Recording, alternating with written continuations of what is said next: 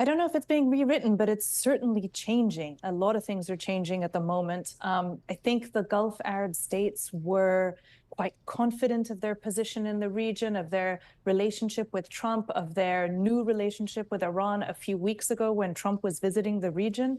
And now things really do seem to be up in the air. They're absolutely terrified by what happened last night when Iran targeted U.S. bases in Qatar in a first. I think it caught them off guard. It is one of their biggest fears to be caught in the middle of an escalation between the U.S. and Iran, and it happened. And so I think everybody is just trying to grapple with what just happened and where we go from here. Well, it certainly seems like markets here in the U.S. are sending the signal that they're confident that this crisis has been de-escalated, and perhaps it appears that this truce between the two countries may actually hold. Is that view, in your opinion, is that short-sighted? No, I do think that the truce will hold, but I think we're going to find ourselves in a new normal. I don't think things are going to escalate like they have over the course of the last 12 days. I'm hopeful that that has been put behind us because I do think that President Trump is now going to wield the hammer and try to make sure that both Israel and Iran stick to this ceasefire. And also, Israel and Iran don't want this war to extend beyond these 12 days. I think both have been badly hit. And so they are more than willing to move on. But that doesn't mean the tensions between Israel and Iran are going to dissipate overnight. These two countries are long-standing rivals. That will continue. So I anticipate that we find ourselves in a situation where we were a few months ago or even before October 7th, where the two sides are trading blows, but at a lower level, at a more manageable level. Will the tensions exist between Israel and Iran until there is, or unless there is, regime change in Iran? You know, the regime change question is the million-dollar question at the moment. What is for sure is that regime change isn't going to happen at the hands of Israeli and American bombs. There is discontent in Iran, but the more Iran faces external attacks, the more you have a bit of a rally around the flag effect and a sense of nationalism that infuses the country, which we're kind of in the middle of right now. And so people put aside their discontent and come together in the face of this external enemy. The enmity with Israel is really from government official to government official. It doesn't really trickle down to the people. But what happens is when you have these cycles of escalation, then that's when it trickles down to the people. That's when they start to feel it personally.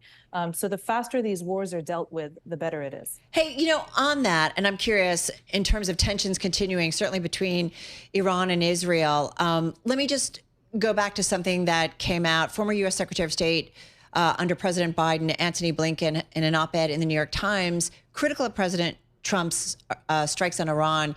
He does hope it works, though. He noted that Iran will essentially build back their nuclear enrichment capabilities. And he said, finally, while there's no doubt the American strikes set back Iran's nuclear ambitions, Iran could rebuild quickly in locations and at depths virtually immune to airstrikes while pursuing weaponization at the same time.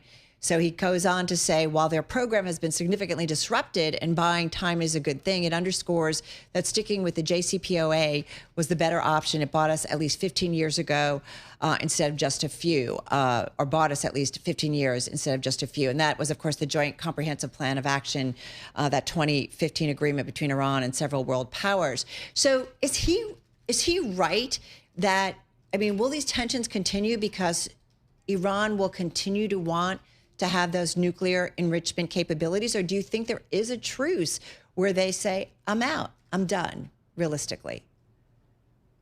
Look, I think it's really hard to imagine that Iran is going to put its hands up after facing 12 days of attacks plus a round of U.S. attacks and say, you know what, that program that we invested all that money, all that energy, all that time into, we're going to give it up just because of, 12 days of airstrikes. I just don't foresee that happening. I do foresee, however, that Iran will be willing to talk, will be willing to negotiate, but it was already willing to do that. And it was already at the negotiating table before this escalation round began 12 days ago. So I don't think that will have changed that much. But Iran does have one red line. And that red line is the ability to continue enriching on its soil. I think Iran is going to be wedded to keeping that. It will be willing to lower the enrichment level or the amounts of stockpiles that it keeps.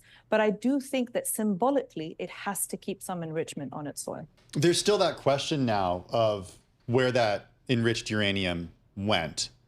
And there are also questions about the battle assessment report of what exactly those bunker busting bombs accomplished over the weekend. A lot of unknowns still here. And I'm wondering what your view is, given the unknowns here, and just the view of based on the folks you've talked to, the reporting out of the region, if folks feel like that region is safer than it was 12 days ago now as a result of what's happened. If you're asking me if we're better off now than we were 12 days ago, then I think my answer is going to have to be no. What we've achieved with these airstrikes, I think, is very little. Satellite imagery appears to indicate that the only thing that really has been affected is the entrances to some of Iran's nuclear facilities, the 3 that were targeted, but not much more. Prior to that, as you mentioned, Iran had already moved some of that highly enriched uranium out of the facilities.